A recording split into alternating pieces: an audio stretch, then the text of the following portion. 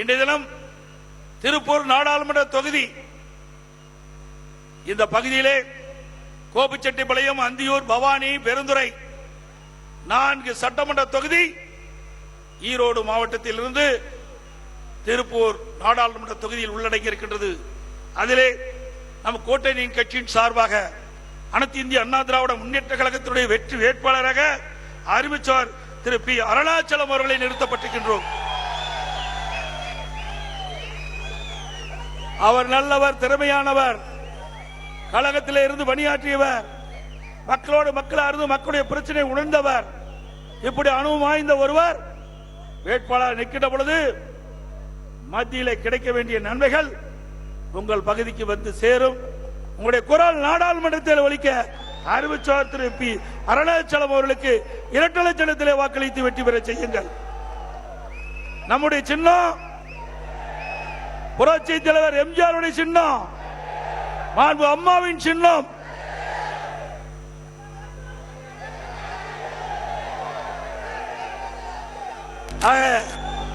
நம்மை வீழ்த்த எத்தனையோ அவதாரம் எடுத்து விட்டார்கள் திமுக கட்சியை சேர்ந்த தலைவர். ஒன்றல்ல 2 பல அவதாரத்தை எடுத்து அத்தனை அவதாரத்தையும் உங்கள் துணையோடு தவிடுபடியாக்கிய கட்சி அண்ணா திமுக கட்சி. அம்மா மறைவுக்கு பிறகு எவ்வளவு பிரச்சனை என்பது உங்களுக்கு நன்றாக தெரியும். இந்த இயக்கத்தை அழிக்க இன்றைக்கு இருக்கின்ற முதலமைச்சர் திரு ஸ்டாலின் போட்ட திட்டம் அத்தனையும் உங்கள் துணையோடு தூளாக்கப்பட்டது. மேடையிலே வீட்டுகின்ற அண்ணன் கே. எஸ். செங்கோட்டையன் அவர்கள், திரு வேலுமணி அவர்கள், திரு கே. சி. கருப்பணன் அவர்கள், இப்படி நாங்கள் எல்லாம் அப்பொழுது அவர்களெல்லாம் அமைச்சராக இருந்தார்கள். நான் முதலமைச்சராக இருந்தேன். அந்த காலகட்டத்திலே சட்டமன்றத்திலே பெரும்பான்மை நிரூபிக்கப்பட வேண்டும். மேதக ஆளுநர் உத்தரவின் பேரில் சட்டப்பேரவை தலைவர் பெரும்பான்மையை நீங்கள் சட்டமன்றத்திலே நிரூபிக்க வேண்டும் என்று எனக்கு ஆணையிட்டவுடன் அதை ஓட்டெடுப்பு விடுகின்ற பொழுது என்னென்ன கூத்து நடந்தது என்று எல்லா தொலைக்காட்சியிலையும் நீங்க பார்த்திருப்பீங்க. அதற்கு எதிர்த்து ஓட்டு போட்டவர்கள் எல்லாம் யார் என்றும் தெரியும். அன்றைய தினமே பொன்மனச்சம்மல் புரட்சி தலைவர் எம்ஜிஆர், புரட்சி தலைவி ஆத்மா அவருக்கு தண்டனை கொடுக்க வேண்டும் என்று எண்ணியது இன்றைக்கு கொடுக்கப்பட்டு விட்டது. இந்த இயக்கத்திற்கு யார் துரோகம் செஞ்சாலும் இப்பொழுது ஒருவர் இருக்கின்றார், அவருக்கு கிடைத்த பரிசுதான் கிடைக்கும். இந்த இயக்கம் தெய்வ சக்தி உள்ள இயக்கம். தெய்வ சக்தி உள்ள தலைவர்கள் தோற்றுவித்த இயக்கம், கட்டி காத்த இயக்கம். இந்த இயக்கத்திற்கு எவர் ஒருவர் துரோகம் செஞ்சாலும் அவர்களை தானாக அழிந்து போய்விடுவார். இது ஏழை மக்கள் உழைப்பால் உயர்ந்த இயக்கம். தொண்டர்கள் இரவு என்று பகல் என்று பாராமல் சொந்த வேலைகளா விட்டு மக்களுக்காக சேவை செய்வதற்காக உழைக்கின்ற இயக்கம் அனைத்து இந்திய அண்ணா திராவிட முன்னேற்ற கழகம். ஆகவேதான் எத்தனையோ முறை இந்த இயக்கத்தை திமுக உடைக்க நினைத்தது. அத்தனையும் இன்றைக்கு தவிடுபடி ஆக்கியது உங்கள் துணையோடு. இன்றைய தினம் ஆளுகின்ற திராவிட முன்னேற்ற கழகம் ஆட்சி பொறுப்பேற்று 3 ஆண்டு காலம் ஆகிறது. இந்த 3 ஆண்டு காலத்திலே இந்த மக்களுக்கு என்ன செய்தார்கள் மக்கள் கேட்கின்றார்கள். இந்த பூமி பூராம் விவசாய பூமி. கோபிச்செட்டிப்பாளையம், அந்தியூர், பவானி, பெருந்துறை, நான் இந்த பகுதி நன்கு அறிந்தவன். நான் கோபிச்செட்டிப்பாளையத்திலே பியூசி படித்தவன். கிட்டத்தட்ட 45 ஆண்டுகளுக்கு முன்பாவே நான் இங்கே படித்தவன். இந்த பகுதி முழுவதும் நன்றாக எனக்கு தெரியும். பவானியிலே கல்லூரி படிப்பை படித்தவன். பவானியிலே 6ஆம் முதல் 11ஆம் வரை படித்தவன். தமிழ்நாட்டிலே இருக்கின்ற மாவட்டத்தை விட ஈரோடு மாவட்டத்தில் இருக்கின்ற 4 தொகுதியும் முழுவதும் நன்றாக அறிந்தவன். இந்த 4 சட்டமன்ற தொகுதியும் விவசாய மக்கள் நிறைந்த பகுதி, விவசாய தொழிலாளிகள் நிறைந்த பகுதி. ஆக இந்த வேளாண் பெருமக்களுக்கு அனைத்து இந்திய அண்ணா திராவிட முன்னேற்ற கழக அரசு என்னென்ன திட்டங்களை கொண்டு வந்தால் இவர்கள் ஏற்ற பெறுவார்கள், நன்மை பெறுவார்கள். அதே போல விவசாய தொழிலாளிகளுக்கு என்னென்ன திட்டத்தை கொண்டு வந்தால் அந்த தொழிலாளிக்கு நன்மை கிடைக்கும் என்ற அடிப்படையிலே பல்வேறு திட்டங்களை கொண்டு வந்து நிறைவேற்றி அதிமுக அரசு இன்றைக்கு விவசாயம் என்று எடுத்துக்கொண்டால் நீர்தான் முக்கியம். மனிதனுக்கு எப்படி உயிர் முக்கியமோ அதுபோல விவசாயிகளுக்கு நீர்தான் முக்கியம். அந்த நீரை எப்படி சேமிப்பது, எப்படி விவசாயத்திற்கு பயன்படுத்துவது, அதற்காக நீர் மேலாண்மை திட்டத்தை கொண்டு வந்து இந்தியாவிலேயே நீர் மேலாண்மையில் சிறந்த மாநிலம் என்ற நிலையை நாங்கள் அடைந்தோம். அதை இன்றைய தினம் குடிமராமத்து திட்டம், இதற்கு முந்தைய இருந்த அரசாங்கம் யாரும் குடிமராமத்து திட்டத்தை கையிலே எடுக்கவில்லை. ஆங்காங்க ஏரிகள், குளம், குட்டை தூர் வாராமல் பல ஆண்டுகளாக இருந்தது. விவசாயிகள் கோரிக்கை வைத்தார்கள். இருக்கின்ற அப்பொழுது அமைச்சராக இருந்தவர்கள் கோரிக்கை வைத்தார்கள். இது வேளாண் பெருமக்கள் நிறைந்த பகுதி, வேளாண் பெருமக்களுக்கு தேவை நீர் கிடைக்க வேண்டும். மழை காலங்களே, பருவ காலங்களே பெய்கின்ற மழை நீர் ஒரு சொட்டு நீர் கூட வீணாகாமல் பாதுகாப்பதற்காக திட்டத்தை தீட்டுங்கள் என்று எங்களிடத்திலே கோரிக்கை வைத்தார்கள். விவசாயிகள் கோரிக்கை வைத்தார்கள். அவருடைய கோரிக்கையெல்லாம் ஏற்று அதிமுக அரசு இருக்கின்ற பொழுது இன்றைக்கு பருவ காலங்களில் பெய்கின்ற மழை நீர் ஒரு சொட்டு நீர் கூட வீணாகாமல் காப்பதற்காக ஏரி, குளம், குட்டை எல்லாம் குடிமராமத்து திட்டத்தின் மூலமாக தூர் வாரிய அரசாங்கம் அதிமுக அரசாங்கம் ஸ்டாலின் அவர்களே. பருவ காலங்களில் பெய்கின்ற மழை நீர் முழுவதும் சேமித்து நிலத்தடி நீரை உயர்த்தி விவசாயிக்கு தேவையான நீர், குடிப்பதற்கு தேவையான நீரை முழுமையாக வழங்கிய அரசாங்கம் அதிமுக அரசாங்கம். அதே போல 50 ஆண்டு காலம் இந்த பகுதி விவசாயிகள், ஈரோடு, திருப்பூர், கோயம்புத்தூர் 3 மாவட்ட விவசாயிகள் தொடர்ந்து கோரிக்கை வைத்துக் கொண்டிருந்தார்கள். அத்திக்கடவு அவனாசி திட்டம், அத்திக்கடவு அவனாசி திட்டம். இதே புரட்சி தலைவி அம்மா அவர்கள் தமிழகத்துடைய முதலமைச்சர் இருக்கின்ற காலகட்டத்திலே நான் பொதுப்பணித்துறை அமைச்சராக அம்மா அமைச்சர்கள் இடம்பெற்ற பொழுது என்னிடத்திலே தெரிவித்தார்கள். ஆக இதெல்லாம் வறட்சியான பகுதி. இந்த வறட்சியான பகுதியில் இருக்கின்ற விவசாயிகள், அவர்களுக்கு நீர் தேவை. அந்த நீரை நாம் எப்படியாவது வழங்க வேண்டும். அவர்கள் அத்திக்கடவு அவனாசி திட்டத்தை நிறைவேற்ற வேண்டும் என்று தொடர்ந்து கோரிக்கை வைத்துக் கொண்டிருக்கிறார் என்று என்னிடத்திலே தெரிவித்தார்கள். அதற்கு அனுமதியும் கொடுத்தார்கள் அந்த திட்டத்தை நிறைவேற்ற. அதன் அடிப்படையிலே 1652 கோடி ரூபாய் முழுக்க முழுக்க மாநில நிதி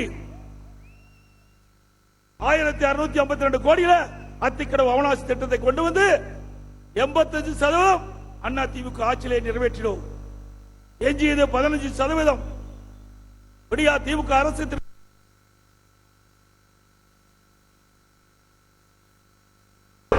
கிடப்பிலை போட்டு விட்டார்கள்.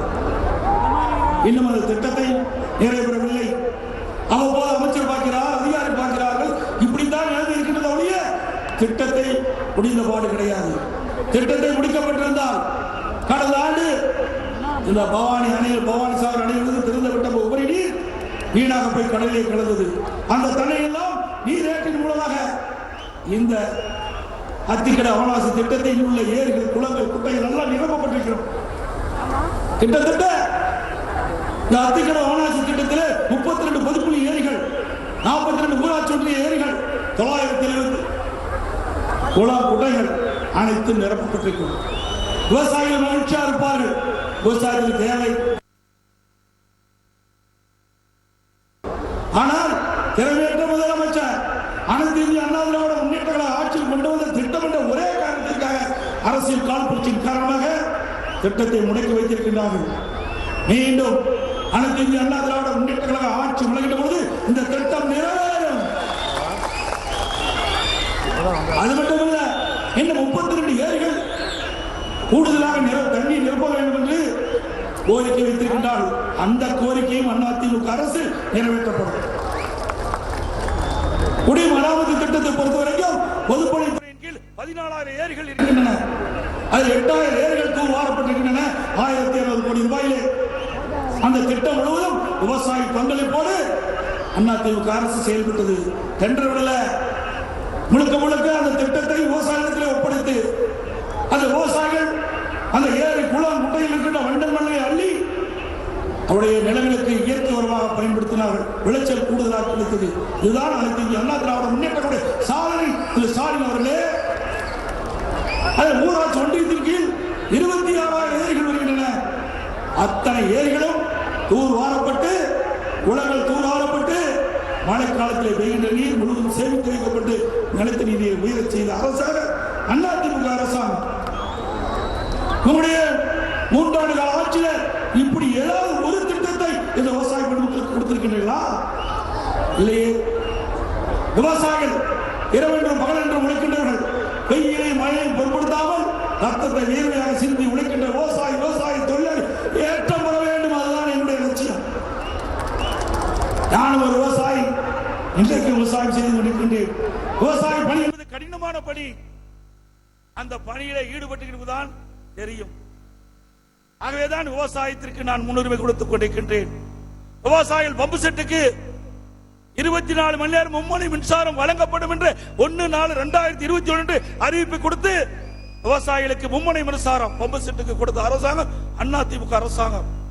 அதையும் இப்பொழுது சரியாக வழங்குவதில்லை. பல விவசாய சங்கங்கள், பல விவசாயிகள் என்னை சந்தித்து சொன்னார்கள், எங்கள் பகுதியிலே ஒரு 12 மணி நேரம் கூட தொடர்ந்து மும்முனை மின்சாரம் வழங்கப்படுவதில்லை என்று. எதற்காக சொல்லி சொன்னால், விவசாயம் என்று சொன்னால் அது பிரதான தொழில். இன்றைக்கு விவசாயி தான் நாட்டுக்கு உணவளிக்கின்றவர்கள். எவ்வளவு தொழிற்சாலை இருந்தாலும் உண்ணுவதற்கு உணவு வேண்டும். அதை கொடுக்கின்றவர் விவசாயி, விவசாய தொழிலாளி.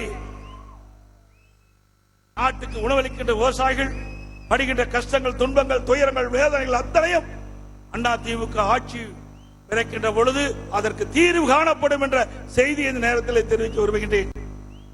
அதேபோல நாடாளுமன்றத்தை பொறுத்த வரைக்கும் நம்முடைய வெற்றி வேட்பாளர் திரு பி. அருணாச்சலம் அவர்கள் நம்முடைய குரல் நாடாளுமன்றத்தில் ஒலிப்பார்.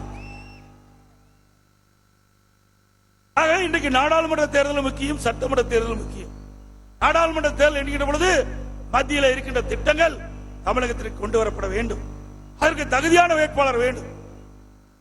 அனைத்து இந்திய அண்ணா திராவிட முன்னேற்ற கழக வெற்றி பெற்ற வேட்பாளர்கள் நாடாளுமன்றத்தில் சிறந்த முறையிலே கடந்த காலத்திலே பணியாற்றிருக்கின்றார்கள். அதே வேளையில் 2019ஆம் ஆண்டு திராவிட முன்னேற்ற கழக கூட்டணியிலே வெற்றி பெற்ற நாடாளுமன்ற உறுப்பினர்கள் தமிழகத்திற்கு எந்த திட்டத்தையும் கொண்டு வரவில்லை. தமிழ்நாட்டு மக்களுக்காக அந்த நாடாளுமன்றத்தில் குரல் கொடுக்கவில்லை. ஆனால் அனைத்து இந்திய அண்ணா திராவிட முன்னேற்ற கழக நாடாளுமன்றங்கள் 2014 இருந்து 2019 வரை நாடாளுமன்றத்தில் பணியாற்றினார்கள். அந்த காலகட்டத்திலே காவிரி நதி பிரச்சனை 50 ஆண்டு காலமாக சட்ட போராட்டம் நடத்தி கொண்டிருந்தோம். அதற்கு உச்சநீதிமன்றம் நல்ல தீர்ப்பை கொடுத்தது. அந்த தீர்ப்பின்படி மத்திய அரசு அந்த திட்டத்தை நிறைவேற்ற மறுத்தது, காலதாமதம் செஞ்சது. உடனடியாக அனைத்து இந்திய அண்ணா திராவிட முன்னேற்ற கழகத்தைச் சேர்ந்த 37 நாடாளுமன்றங்கள் நாடாளுமன்றத்தை அழுத்தம் கொடுத்தார்கள். 22 நாட்கள் நாடாளுமன்றம் ஒத்திவைத்து சரித்திர வரலாறு படித்த கட்சி அதிமுக கட்சி. நாடாளுமன்றத்தில் அழுத்தம் கொடுத்த காரணத்தினால்தான் மத்திய அரசு நாம் வைத்த கோரிக்கை உச்சநீதிமன்றத்தை அளித்த தீர்ப்பின்படி காவிரி மேலாண்மை ஆணையம், காவிரி நீர் முறைப்படுத்தும் குழு 2 அமைத்து இன்றைக்கு மாதந்தோறும் நமக்கு கிடைக்க வேண்டிய பங்கு நீர் அதிமுக அரசு இருக்கின்ற வரை நம்முடைய டெல்டா பாசன விவசாயிகளுக்கு, தமிழ்நாட்டு மக்களுக்கு பெற்று தந்தோம். இன்றைக்கு விடியா திமுக ஆட்சி பொறுப்பேற்ற பிறகு நேற்றைய தினம் 29வது காவிரி மேலாண்மை ஆணைய கூட்டம் நடைபெற்றது. அந்த கூட்டத்தில் நமக்கு வழங்க வேண்டிய தண்ணீர், ஒரு சொட்டு தண்ணீர் கூட வழங்க முடியாது என்று கர்நாடக அரசு தெரிவிக்கிறது. இல்ல திராணி தெம்பு இருந்தா உடனே முதலமைச்சர் தகுந்த பதில் அறிக்கை விட்டுருக்கணும். விடல. தமிழ்நாடு விவசாயிகள் பற்றி கவலை இல்ல, தமிழ்நாட்டு மக்களை பற்றி கவலை இல்ல. அதிமுக அரசு பெற்று தந்த தீர்ப்பை கூட அமல்படுத்தாத கையிலாகாத அரசு விடியா திமுக அரசாங்கம். நமக்கு கிடைக்க வேண்டிய பங்கு நீர் ஒவ்வொரு மாதமும் உச்சநீதிமன்ற தீர்ப்பின்படி மாதம் மாதம் நமக்கு கர்நாடக அணையிலிருந்து தண்ணீர் திறந்து விட வேண்டும். அதுதான் சட்டம். அதுதான் காவிரி மேலாண்மை ஆணையம் ஒவ்வொரு மாதம் கூடி நமக்கு விட வேண்டிய தண்ணீரை, கர்நாடக அரசு விட வேண்டிய தண்ணீரை முறையாக திறந்து விடுவதற்கு ஆணையத்தின் மூலமாக அதை நடைமுறைப்படுத்த வேண்டும்.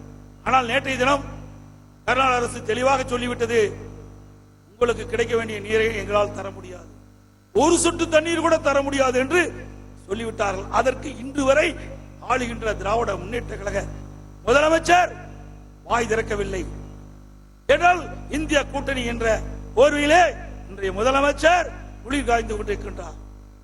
இன்றைக்கு தமிழ்நாட்டிலே மூன்றாண்டு திராவிட முன்னேற்ற கழக ஆட்சியில இன்றைக்கு திமுக ஒரு பின்னடைவு, இன்றைக்கு மக்களிடத்தில் ஒரு கொந்தளிப்பு, வெற்றி பெற முடியாத ஒரு நிலைமை ஏற்பட்டு விட்டது. கூட்டணியை நம்பி அவர் இந்த தேர்தலில் நிற்கின்றார். இந்தியா கூட்டணி என்ற ஒரு அமைப்பை 26 கட்சிகள் சேர்ந்து ஒன்றாக அமைத்தது. அந்த கூட்டணியிலே முதற் கூட்டம், இரண்டாவது கூட்டம் பெங்களூர் நடந்தது. அப்பொழுது நம்முடைய தமிழ்நாடு முதலமைச்சர் ஸ்டாலின் அவர்கள் பெங்களூர் செல்கிறார். அங்கே இருக்கின்ற கர்நாடக நீர்ப்பாசனத்துறை அமைச்சர் அவரை சால்வி அளித்து வரவேற்கிறார்.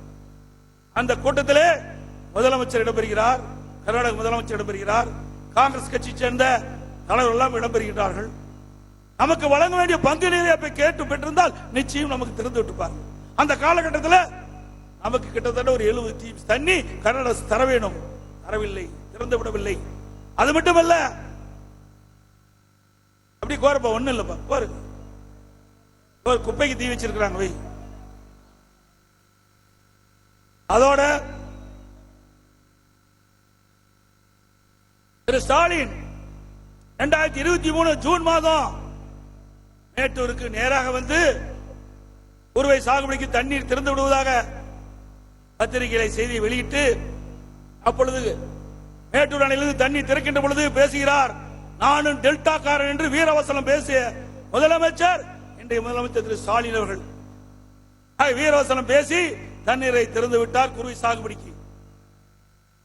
டெல்டா பாசன விவசாயிகள் திரு ஸ்டாலின் அவர்கள் குறுவை சாகுபடிக்கு உரிய நேரத்தில் தண்ணீர் திறந்து விட்டுவிட்டார்கள், நாமும் குறுவை சாகுபடி பயிர் செய்யலாம் என்று அவர்களும் சுமார் 5 லட்சம் ஏக்கர்ல குறுவை சாகுபடி பயிர் செய்தார்கள். ஆனால் 1.5 மாதம் கழித்து மேட்டூர் அணை வர தண்ணீர் குறைந்து விட்டது. அங்க இருக்கின்ற டெல்டா பாசனத்தில் இருக்கின்ற பயிர்களுக்கு போதிய தண்ணீர் இல்லை, காய்கின்ற சூழ்நிலை. அப்பொழுதுதான் இந்தியா கூட்டணிக்கு பெங்களூர் சென்றார். உண்மையிலேயே விவசாயிகள் மீது அக்கறை இருந்தால், தமிழ்நாட்டு மக்கள் மீது தமிழ்நாட்டு மக்கள் மீது அக்கறை இருந்தால் தாராளமாக கேட்டு நமக்கு வழங்க வேண்டிய நீரில் இருந்து பங்கு நீரை ஒரு 10 TMC தண்ணீரை நீங்கள் வழங்கினால் 5 லட்சம் குறுவை சாகுபடி விவசாயிகள் பயிரிட்டிருக்காங்க, அதையெல்லாம் காப்பாற்றிருக்கலாம். அதை பற்றி எல்லாம் கவலை இல்லை. இந்திய கூட்டணியில் இதை பேசினால் நம்ம ஏதாவது இந்த கூட்டணியிலிருந்து விலக்கி விடுவார் என்ற அச்சத்தின் அடிப்படையிலே அவரிடத்திலே இந்த கோரிக்கையை வைக்கல. உண்மையிலே கோரிக்கை வைக்கப்பட்டிருந்தால் மனிதாபிமானுடன் அவர்கள் இந்த 10 TMC தண்ணீரை திறந்து விட்டிருந்தால் சுமார் 3 லட்சம் ஏக்கர் குறுவை சாகுபடி பயிரை காப்பாற்றிக்கலாம். நான் ஒரு விவசாயி என்ற முறையிலே சொல்கிறேன், ஒரு விவசாயி சாதாரணம் அல்ல. இரவென்று பகல் என்று பாராமல் உழைத்து அந்த பயிரை வளர்த்து அறுவடை செய்கின்றவரை ஒரு குழந்தையை பாதுகாப்பதை போல பயிரை பாதுகாத்து அறுவடை செய்கின்றவர் விவசாயி. அப்படி விவசாயி துன்பத்திலே துயரத்திலே வாடிக்கொண்டிருக்கின்ற பொழுது நீங்கள் அந்த விவசாயிகளுக்கு பரிந்து பேசி நமக்கு கிடைக்க வேண்டிய தண்ணீரை பெற்றுத் தராத முதலமைச்சர் இந்த நாட்டிற்கு தேவைதானா? இன்றைக்கு அந்த விவசாயிகளுக்கு ஒவ்வொரு ஆண்டும் அனைத்து இந்திய அண்ணா திராவிட முன்னேற்ற கழக அரசு இருக்கின்ற பொழுது பயிர் காப்பீட்டு திட்டத்தில் சேர்க்கப்பட்டு அவர்களுக்கு ஏதாவது இயற்கை பேரிடர், வறட்சி, புயல், வெள்ளம் வந்தா அந்த பயிர் பாதிக்கப்பட்டா அந்த பயிர் காப்பீட்டு திட்டத்தின் இன்சூரன்ஸ் மூலமாக ஒரு ஹெக்டருக்கு 84,000 ரூபாய் பெற்று தர முடியும். இதெல்லாம் அண்ணா திமுக ஆட்சியில விவசாயிகள் செஞ்சோம்.